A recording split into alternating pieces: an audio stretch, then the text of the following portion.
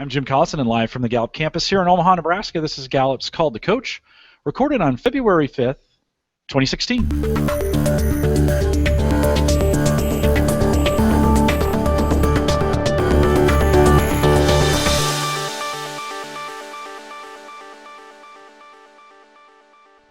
Call to Coach is a resource for those who want to help others discover and use their strengths. We have Gallup experts and independent strengths coaches share tactics, insights, and strategies to help coaches maximize the talent of individuals, teams, and organizations around the world.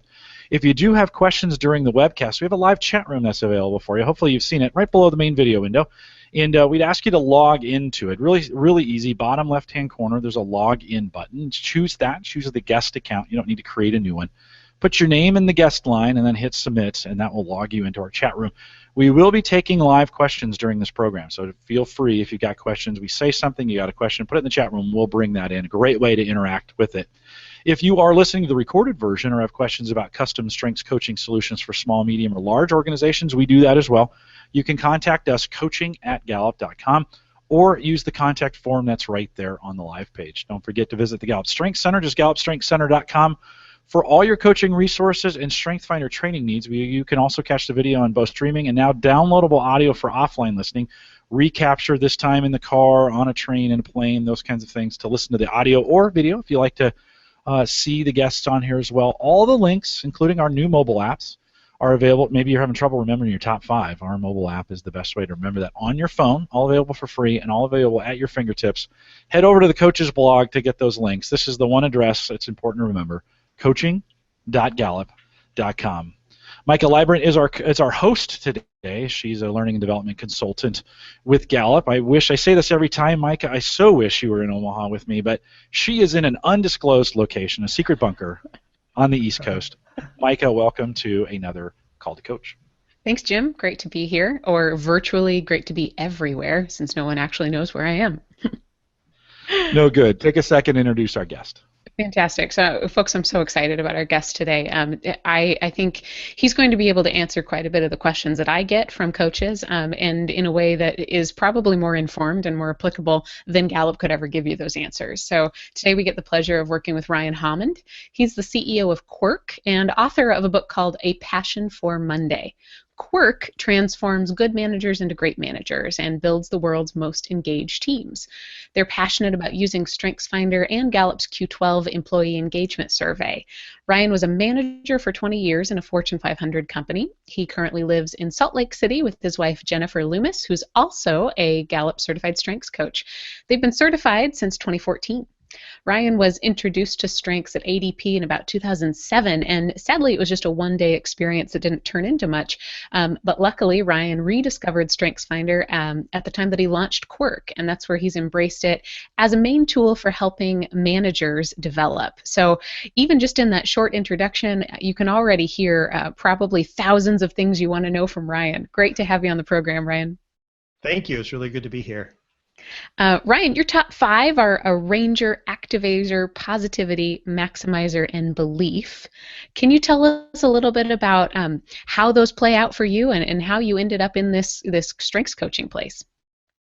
Yeah, it's funny because coaching is something that I've kind of always done since I was 20, I think. It's one of those things that I was doing without really knowing I was doing it, but I had these opportunities to work with people in different capacities, and what I would find is a lot of times they'd be sharing a problem with me or whatever, and I would see them sort of leave lifted a little bit, kind of, I don't know if their load was lifted other than maybe we just transitioned it and moved it around on their shoulders and made it easier to bear, but it felt like I had something to do with that, and that was a lot of fun for me. And so I think with regard to that question, my top 5, I think arranger, maximizer, and positivity really come into play a lot for me as a coach. I think with those, I'm able to kind of see a path for people and kind of help open up their minds to a path they may not be seeing,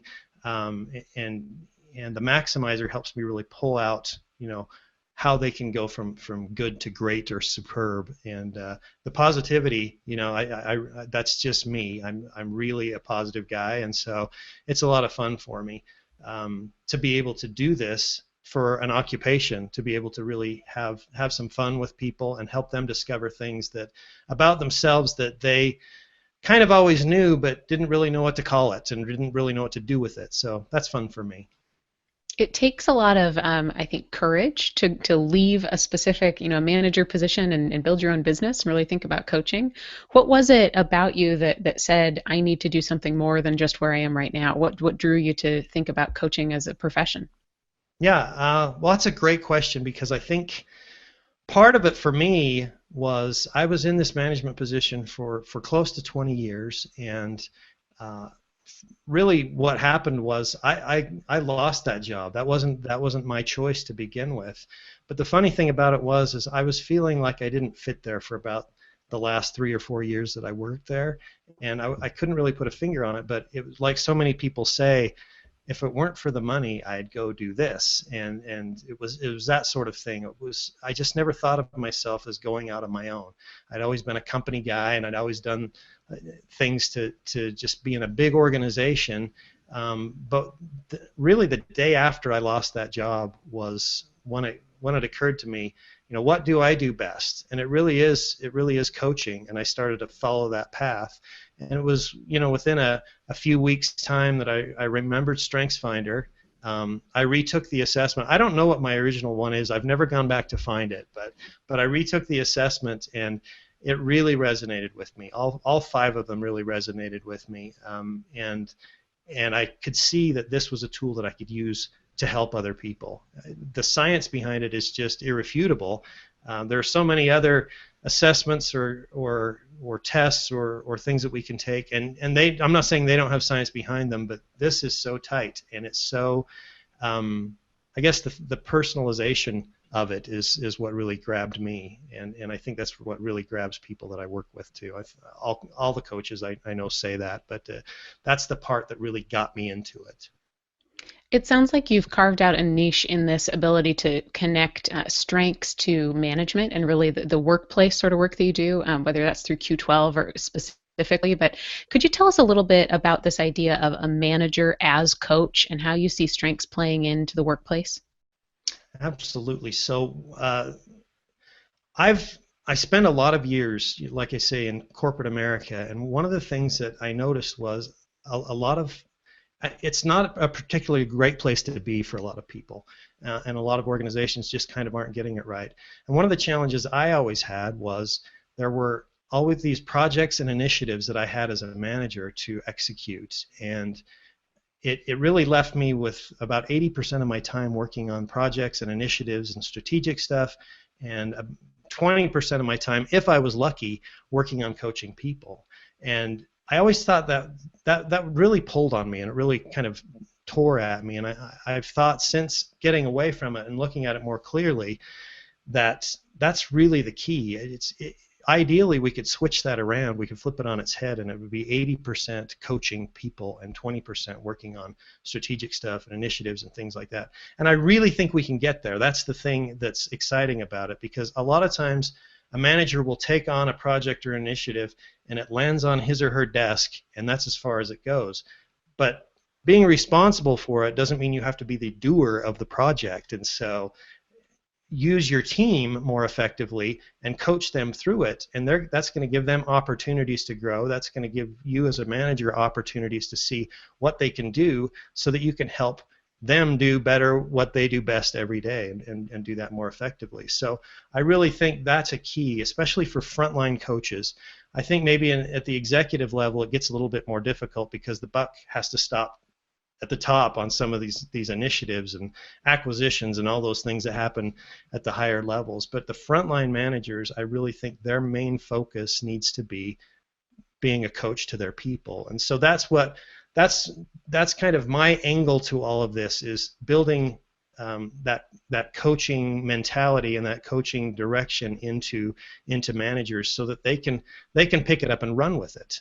I think it's so important, and it's really what's going to drive engagement and make that place, that corporate American place that's kind of ugly in a lot of places, be a little better. Because that's one of the things I always talk about is with the book I wrote, A Passion for Monday. One of the tenets of that is based on the engagement statistics that we have in the U.S. nationwide, only 30% of people are engaged on average.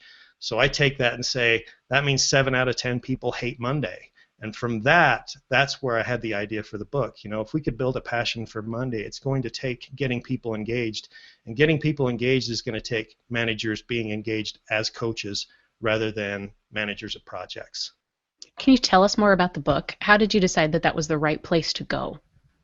Yeah, it's funny because it's kind of been a strategy, and I'm not strategic isn't high for me, but I think my activator and my maximizer and arranger come together to kind of help me be more strategic. And as I thought about it, I stood back and I looked and thought, well, where's kind of the low-hanging fruit on this? And it really is that disengaged or the not engaged population, and thinking that's such a huge number to work with. We have so far to go with it.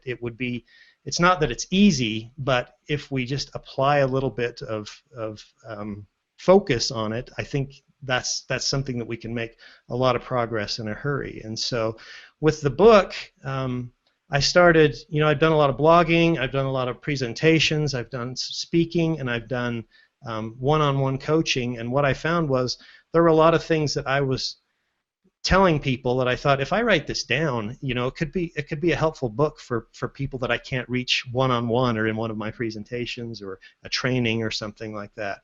And so I thought it's going to be pretty easy to put that together, and so that's what I did. And so that's something I can take now.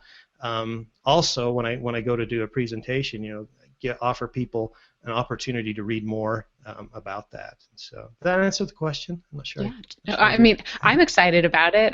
I often get the question from a lot of coaches saying, how do I get my name out there? How do I attract some understanding? It sounds like write a book was one of your pieces around that strategy. How Right. did you go about doing that?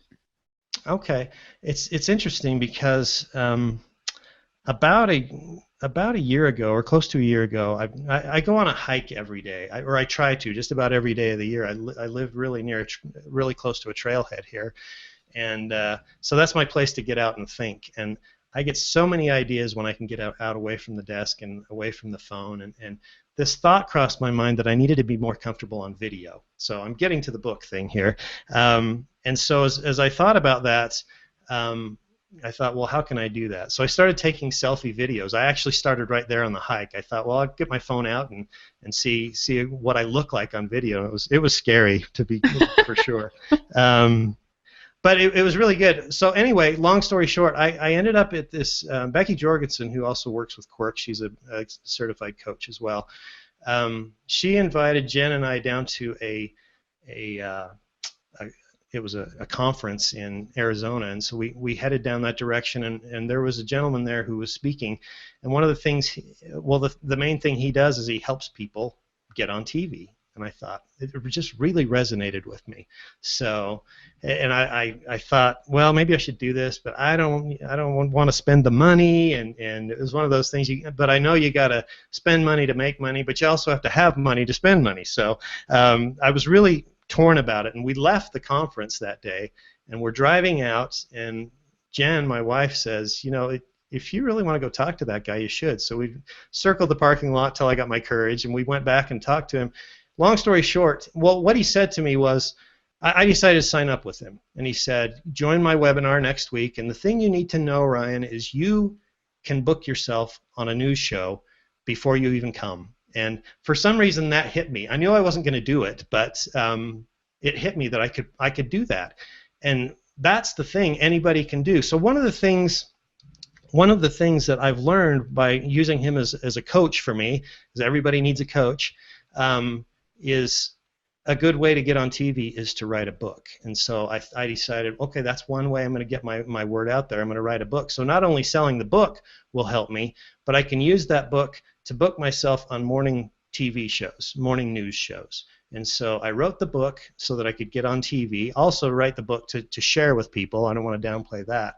But then Getting on TV helps build my credibility, gets my name out there, gets me the opportunity to get on a bigger stage that way. So it's funny because it went really fast. I decided, it was the 4th of October that I decided to write the book, and I'm going along writing it, just being an activator and in the zone. And I thought, it was about a week after that I thought, I could get this. If I could get this done by my birthday, which is October 31st, that would be really cool. I could submit this book to be published on my birthday. So I drove to that goal. I got it done. And then about 2 weeks later, I got on my first morning news show. And about 2 weeks after that, the next one. And I had this goal to get on 3 stations, on 3 different shows in 3 different cities. I set it on November 13th to reach that goal by January 13th. And I actually hit it on January 11th, so I was pretty proud about that. So that's kind of the evolution of writing the book. The book was something that I thought I've always wanted to do, but I thought I don't know how to write a book, and it actually wasn't as hard as I thought because we have all this stuff in our heads and our minds and the things we teach, and the way we do it is our own personal slant to the way we approach strengths, and so I thought I can put that down. And it's not a long book, you know. It's you can probably read the book in a couple of hours, couple or 3 hours, but it's helping me get my cause and my name out there a little bit more. Speaking about your cause and your message, how do you help people understand the connection between Clifton Strengths Finder and employee engagement? Oh, that's a great question. Well, the connection for me is, you know, Strengths Finder is a great tool for building employee engagement, and it's sort of at the micro level where you get in with individuals and work on their engagement at the individual level. And so as I started looking at that, I also remembered that at ADP, where I used to work, for a few years we used the Q12 engagement survey. And so I dug that up just like I did Strengths Finder, and as I looked into it, I thought, wow, this is something I could add to that as well. Because one of the things that sometimes is a challenge as a coach is getting your audience or the people you're in contact with to really understand Strengths Finder and what they can get from that. Because sometimes it's bigger than they can grasp.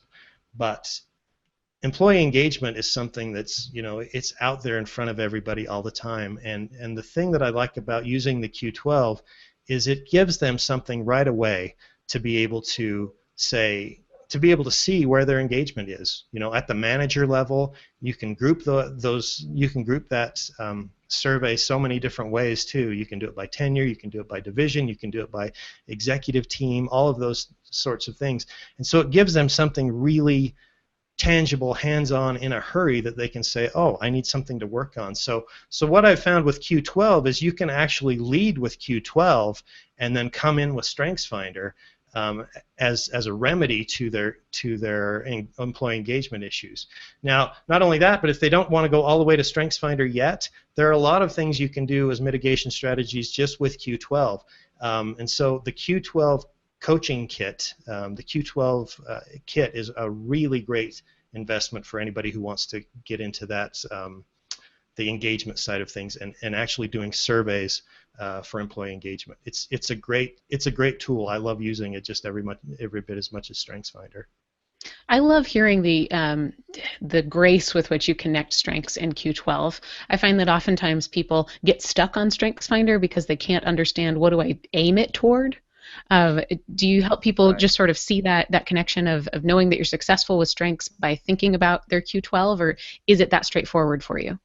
Yes, it actually is pretty much that straightforward. And the thing I like too about Strengths and Q12 is there's so much great data behind it, and so many great studies that have been done. It's like going to school with somebody else having done your homework for you. It's really nice to be able to take that and say, you know, if we can get your team engaged and we can get them focused on their strengths. I love that statistic that on average you can have 7.8% more productivity when people are focusing on their strengths. So I worked that out to kind of help make an ROI argument and did the math on that, and I thought, well, what is that? What is 7.8% or 8% more productivity? Well, it's about 37 minutes a day per employee. When you think of that, that's a big deal. 37 more productive minutes. And then I thought, well, if you spread that over, how many people does it take before you get a full-time equivalent to an employee? And it's 13. So, I mean, that's the average size of a work group in a company. So if you have a team of 13 people and you get them to focus on their strengths, you can add a full-time equivalent to that team without having hiring expense, benefits expense, training expense.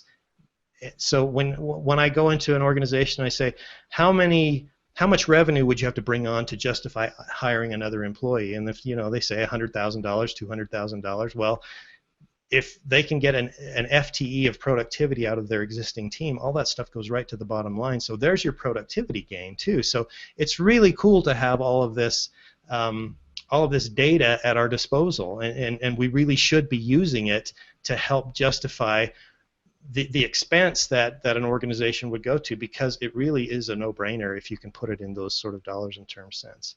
And I feel like I got off the point of your question there, but it doesn't matter. What you said was awesome. People are writing that down right now.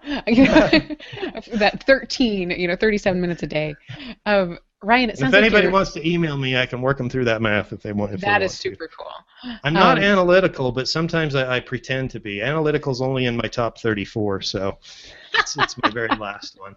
It is Analytical Week. It is my last one as well, so that's all right. I like it. It sounds like you've got your hands around StrengthsFinder, like you've really been able to mold it and understand it for yourself. Maybe for people who are just starting out, what have you learned about being a coach and about Clifton StrengthsFinder? What have you learned in the past year and a half of being certified that you wish you knew at the beginning? Oh, that's a great question. I think there have been a lot of things, but one of the things that just really hit me this week was how important it is to really focus on that Strengths Insight Guide and the personalization that's in that. One of the things I found myself doing early on was I'd look through that and I'd say, oh, there's a phrase that sounds like analytical, if I were reading mine, but it's number 34 for me. And so I would find myself saying, oh, that's probably in your top 10, that's probably in your top 10. But what I found was I was diverting people from thinking about their top 5 by doing that. So what I've been doing lately is I read through those, and I'll write in the margin of somebody's reports, their Strengths Insight Guide, that, if they have a ranger, for example, they use a ranger-like communication, because I see those phrases and statements in there that sound like communication, but it's in there a ranger. And it may be that they've got that in their 6 through 10, but what I really have noticed with people is they're using their top 5, like I say, I'm not very analytical or very strategic, but I use 3 or 4 of my top 5 to pretend I am, or to get me there. And that doesn't mean I'm the most strategic guy. I think I need to still rely on people to help me with that, or analytical people to help me with that, because I don't have the talent for that. But I really have started to see people who I think they're more than, they may have something in their 6 through 10. They're actually using their top 5 as something that I don't actually see there, and that's been kind of cool for me. It's just some of the discoveries like that I kind of wish I'd seen earlier on, and also just to help. The other thing would be just helping people understand exactly how unique they are, that they can be famously successful at whatever their thing is, and it's not about being famous. It's about being that successful. It's about being the Michael Jordan of accounting, or the Taylor Swift of housekeeping, or whatever it is.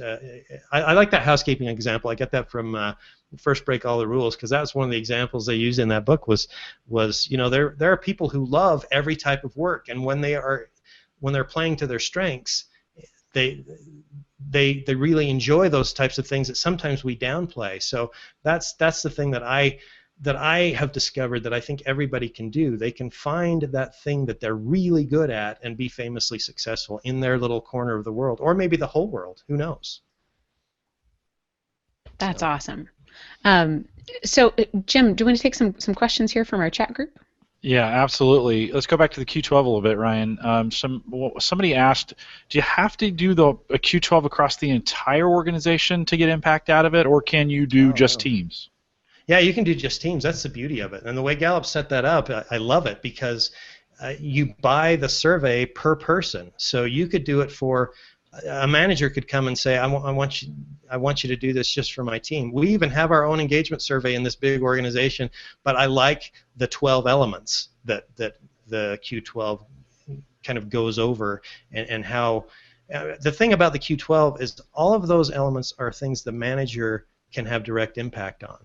And they can have direct impact on it without spending money. That's the thing about it. That's what's really cool. So yes, to answer the question, you can do it by team. You just have to have a team of at least 4 people to actually do it. So minimum of 4. And I had put in the chat room, but I'll say it verbally. If you want to get more information on our Q12 product, we've got a great website, super easy to remember, Q12, the letter Q, 12.gallup.com. All kinds of information out there. Tracy had mentioned that you had talked with her and she bought the kit that's available. You had mentioned the kit, and she said a gold mine of information available in the kit. Those kits are pretty cool. Ryan, when we think about using the Q12 for our coaches who may be administering individuals or in a sense of they're doing some coaching, how have you used the Q12 to augment your coaching from an engagement standpoint? Beyond what the manager can do, if you're thinking about trying to measure the engagement of an individual, can you use a Q12 for that as well? To measure the engagement of the individual? It really doesn't do that, and I'm glad it doesn't actually, because it's all about confidentiality in taking that survey, and the Q12. I've been exposed to a lot of different employee engagement surveys, or what they call engagement. A lot of them were satisfaction, really, but I've been exposed to quite a few different ones, and this is one that truly an employee can feel this is confidential. Nobody's going to be able to find out. And an example of one that isn't is anytime you get a survey where there's free-form writing that you can do, even if you're typing it in. As a manager, I knew my people well enough to know who was typing what. I know the words they use, I know the phrases they use, I know how they speak. I could figure that out in about 2 seconds who that was. So anytime you have anything free-form like that, it's not going to be confidential. And Q12 doesn't have that. It's just 12 questions, and so and there's no way of tracking back who took what. And so to answer the question, the downside is it's not a tool to be used for individual engagement. It's a tool to be used for team engagement, organizational engagement, and it also helps us to understand how effective a manager is. Honestly, I don't know if that's the intent of it, but it can help you as far as with their how effective they are in engaging their teams. And have you seen in your using this with teams, is there a particular sweet spot in the Q12 where you see action like low-hanging fruit that managers can take advantage of right away? Have you seen that kind of experience happen? Yeah, and it's funny because you can see that on almost all of them, but it generally, I think for the most part, if there's a problem area, that's usually the low-hanging fruit, because it's a lot of the time it's a blind spot. And I recently did one with an organization, and that's what they found was like, wow, I had no idea. So one of the low areas for that organization was the question about my fellow employees' quality work, committed quality quality work. Yeah, committed quality work. Yeah, I couldn't think of it. Pressure, I guess. It's okay. That's one of those that's a lot of times is indicative of a situation where they feel somebody's getting away with doing poor quality work, or not pulling their load, not lifting their part of the load. And so so a manager who is avoiding having those difficult conversations has more of an impact on his whole team or her whole team than they really think they do. And so that's one where it's like once they know about it, it's like, oh, well, I didn't know it was impacting everyone's engagement, but this is telling me it does. So what can I do to change that? And well, start having those hard conversations. Hold people accountable for what quality measures and other metrics you have, and that changes those things around pretty quickly. And then how does having the StrengthsFinder in front of them, how do you tie that into that? So when you're having, as a manager, you're having those conversations and you've got their top 5 in a team setting, maybe in a team grid, Tracy was asking like some tips and tricks. What have you found really from the coaching side to bring this back into strengths? How are you using those two together? Yeah, so and I'll admit, Q12 is a little bit new to me. I've been just using it a few months now, and so I'm kind of working through that right now. But there are some things with regard to you kind of go from the Q12 back into strengths. A little, it's a little bit easier to go that way because you can't necessarily say, well, if I know what's expected to be at work is low, what strength am I going to build on for that? It doesn't really work that way. It's sort of if we know that I know what's expected of me at work is low, then what can I as a manager do about that with strengths? And so maybe that might not be the greatest example, but that particular question on the Q12 generally indicates that people, they don't have metrics and measurements and feedback that they're getting. And so one of the things I would encourage with strengths is, well, as you're having strengths discussions with your teams or one-on-ones with your teams, talk about what strengths they're using and share that feedback with them with regard to, how do we measure productivity on this team, or how do we measure whatever it is we do. Make sure you're sharing that to give them to give them feedback on how they're doing, because that's the real-time information on what's expected of them at work. And so if you're already having discussions with regard to strengths, you can tie that in. And the thing about having those strengths discussions and in connection with Q12, so many of them tie into the Q12 elements and the engagement elements. Because you're talking about things, you're giving them feedback for one thing. So that helps that one. It also helps them to understand. You're giving them that probably the praise and recognition. That's another one. You're meeting with them more frequently than once a year to talk about their progress and those sorts of things. So it's using StrengthsFinder and having those coaching conversations will necessarily drive up just about everything in engagement in those 12 elements. Micah, you want to add anything to that? From a coaching perspective, or just more questions? No, from a coaching perspective, with your experience. Sure. So I think one thing that's pretty powerful around the Q12 is it gives you something to aim toward, and it's a great reminder that our strengths don't tell us what we're going to do well, but how we're going to do that well. So I think just open up that question of, here's what you're aiming for. Take the coworkers committed to quality. If that's low, how do we define what success in changing that looks like, and then how do your individual strengths lead you there? Ryan, do you ever find that people struggle with seeing how their strengths can be good in a management setting? Do they ever think, gosh, I just don't have the right set of talents for this? Or how do you handle that challenge of helping people see that they can be a great manager? Yeah, because sometimes, especially, and I can tie this into Q12 again too, like the question that asks about in the last 7 days I've received recognition or praise for doing good work.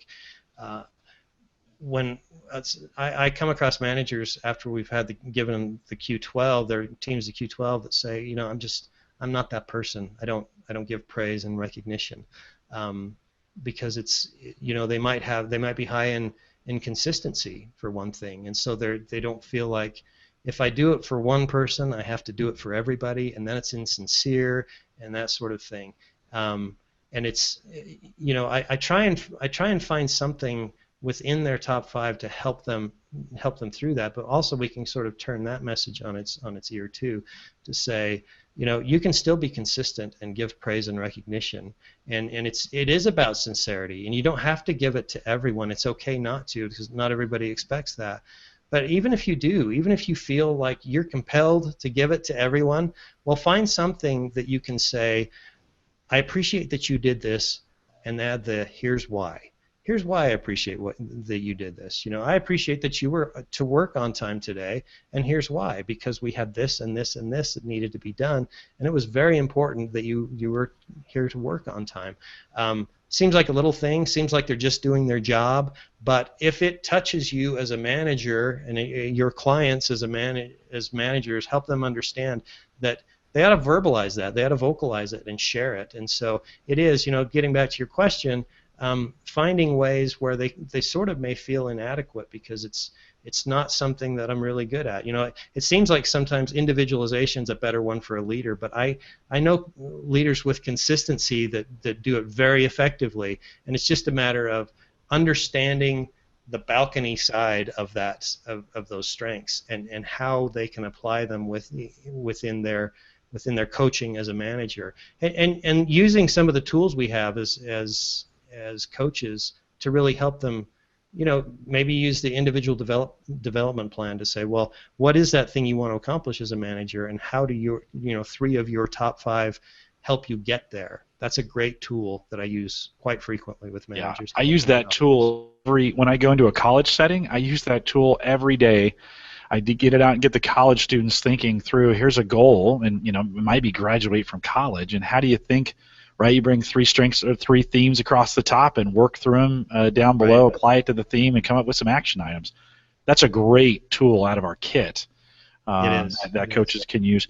Ryan, what are you doing to sustain these strengths interventions to be more than just a one and done, right? How do we, when we think about this, both from the engagement perspective and from StrengthsFinder, how do we keep that, or how are you keeping that fresh so it's just not a one and done in these organizations? Right, and that is difficult, especially because a lot of times they've heard about StrengthsFinder 2.0, they've taken the assessment, and they want just somebody with expertise to come in and do a half-day session. And that's great because that's something, it's getting in the door. But it's pretty rare that an organization will take it and run with it if that's all they do. And so one of the things I like to do is when possible, is structure it so that we start and we go through the whole organization, and we start at the top, whoever that is, if it's a general manager or a CEO or a branch president or whatever, branch division manager, and start with coaching that person. Help them get integrated with the language of strengths and them understanding their top 5. And then another session with that manager to help them understand the top 5 of their team, introduce the team grid to them, and do those 2 coaching sessions with that leader before we reach out to their direct reports to have a group session. Because by that time, the manager is starting to get it, and he or she can get in front of the team with me as a coach and really be able to be conversant on the things that are going on in that group session. And so it helps it stick just a little bit better. And then ideally what I would do after that is have a couple more coaching sessions in 2 succeeding months after we have a group session, so that we've identified in those initial coaching sessions some sort of business problem, like, is it productivity? Well, we know how to fix that. Focus on their strengths, and you're going to get 7.8% more productivity on average. So I like to take and focus on a business problem, not just here are your strengths, now do something. It's what is a business problem you've got, and let's aim your strengths or the strengths of your team or both to what that business problem is. That makes sense? Yeah. No, it's good. I think it's very prescriptive. I was thinking I'm going to pull that piece out. We're going to make a little clip out of it, because we get that question a lot. I mean, that's one of those things. Coaches are always looking for this opportunity of, how do I make it practical? Ryan, you've done a really nice job, really clear on articulating kind of some very clear steps in when we think about the data and what we're going to do and how you're going to do that. Any other advice? And I'll have you answer this, and we'll throw back to Micah for some final thoughts. But any other advice you'd give to coaches, and the stuff that you've learned in the last couple of years that you'd want to pass along that might be helpful?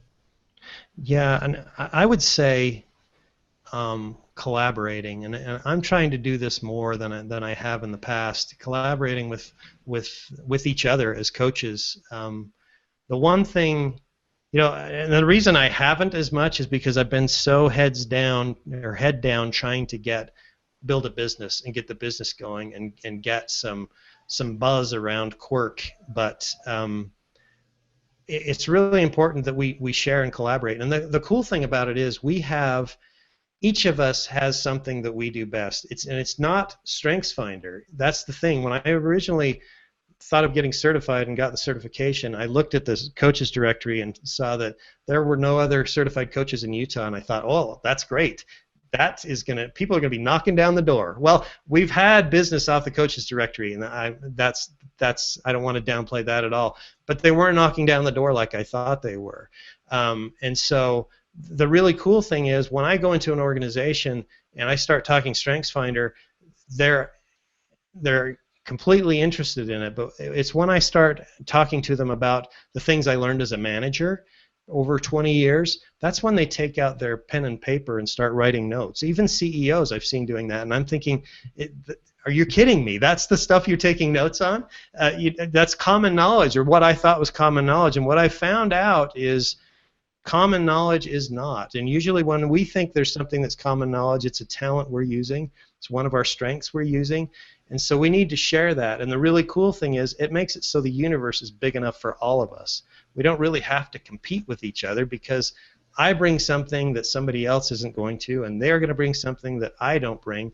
And so there's plenty of people out there. There are billions of people out there for all of us to work with. And so collaborating is the name of the game. And I've learned that from other coaches, from Brandon and a lot of the other ones that are out there who've just kind of helped me along, and Rhonda and a lot of the other coaches that we see out there on Facebook and wherever they are. So it's really great, and I think that's the thing I'd like people to really understand. And then just one last thing is go big, get out there, get out into the, I've been getting into the media lately, and that's it's scary and it's hard, it's a lot of work, but it's possible, and there aren't a lot of people doing it, whether it's our industry or any other industry. There aren't a lot of people who do that, so it's wide open.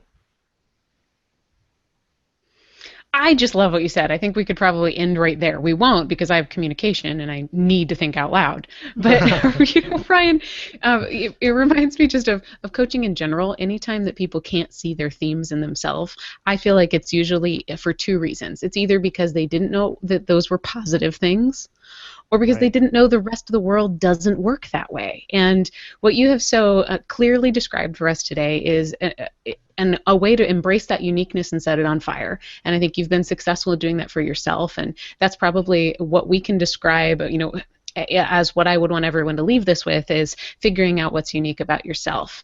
At Gallup, we can be your source for bringing you the data, for knowing the integrity of the instrument, and helping you use it in the very best way. But the spin that you put on it, the way that you take it and make it your own, is really what's going to make you great. So thanks so much for bringing I think your belief shines through really, really clearly, and just being in this space and playing big. Thank you. It's really great to be here. I feel like I'm in the shadow of giants being in this space. There's been so many great coaches, but it's fun to be included and be a part of it. So thanks a lot. No, great having you, Ryan. If if someone was interested, you mentioned the media, and that's a very specific talent set of you've learned a lot about contacting the media, how to get involved and get on TV. If we had coaches that were interested in knowing how to do that, what's the best way to contact you? Yeah, so just shoot me an email, Ryan, R-Y-A-N, at Querke.com. That's my email address. You can call me too. 801-879-0282 is my cell phone number. Call me anytime. I'm happy to help. I can answer any questions about any of that stuff, so happy to do that. No, that's awesome. I think that's one of those things we underestimate the difficulty of it. I think once you got going, you figured out there's a system to it. If you scratch somebody's back, they'll scratch yours. They have a need as well, I think, and when you and I were talking about, believe it or not, the media has a need. Micah, you are in this space, and there are times they need to fill slots. Yeah. And so if you meet that need, and it's a great way to get credibility and get your name out and get speaking opportunities from that standpoint. You can speak to hundreds or thousands or even millions, depends on the market. I know you're focusing on some bigger markets here. Are you excited about any one in particular that you got when we think about the bigger markets from a media standpoint? Yeah, so I've been trying to ratchet this up. That's part of the strategy, is to get used to it, because it's scary to get in front of a live camera and knowing how many people are out there. So it's good to start in some small markets, but I'm actually this week trying to focus on Las Vegas and Phoenix, which are top 15 markets. I'm ratcheting it up because there are people in this coaching group, this media coaching group that I'm a part of, that these people have been on Today's Show and Good Morning America, and they started out just like me, so they're getting on national shows. But it's just ratcheting it up slowly, going from a smaller market to a bigger market. And so my recent ones have been here in Salt Lake, and that's a top 30. So I'm making a little bit of a jump to try and go to Las Vegas and Phoenix. But in the meantime, I'm also sticking with some of the small ones, trying to get into some of those, because it's always good. It's always good practice, and it's always good exposure. Yeah, so good. I think there's a connection that we'd be remiss if we didn't make here, and that is, getting in the media space is probably no different than exactly what we ask our clients to do around awareness and development. So ask yourself, what do you have to bring, and what's the value of that? As I like to call myself a former journalist, and then I catch myself every time because I'm still a storyteller and endlessly curious about people. So there's not much former to that, but our rundown of what's interesting is how do you affect people's lives? So think about what is it that you can bring that's going to affect somebody's life, and the stories that you tell, Ryan, around productivity or work. What is your in to get into somebody's home? And I think you've done a great job around that. So yeah, and that's what it's been. It's been for me. I built out that passion for Monday because 7 out of 10 people hate Mondays. And I really believe that you can love Monday if you're playing to your strengths. And so that's a segment that works every Monday morning somewhere. And so you're right, Micah, and you've been a producer, so you know what they're looking for, and that's a perfect comment there. Very cool. With that, we'll remind everyone to take full advantage of all the resources we have available at the Gallup Strengths Center, just gallupstrengthscenter.com. Send us your questions or comments. If you'd like to be a guest blogger, actually Micah is the one who oversees the blog platform here at Gallup, and so if you'd like to do that, send us an email, coaching@gallup.com. In the subject line, put guest blogger. That'll come in, and we don't take everything, but we do take a lot of things. So if you'd like to give it a try, if you got an article that you want to submit, would love to have you do it that way as well. Don't forget the links on that coaching site. Coaching.gallup.com has the links to our Facebook group that Ryan mentioned a little bit earlier. The easiest way to get to that is through our through our coaches blog. So Facebook group, YouTube page, our iTunes and RSS feeds, all the apps for both iPhone and Android, as well the new the weekly Strengths Wisdom program are available. Again, coaching.gallup.com. If you found this useful or helpful, please share it. It'd be great if you would share this around the community with your friends. I think, Ryan, we thank you for doing a great job today. Very informative as well, and we'll look forward to the next Call to Coach. And with that, we'll say goodbye, everybody.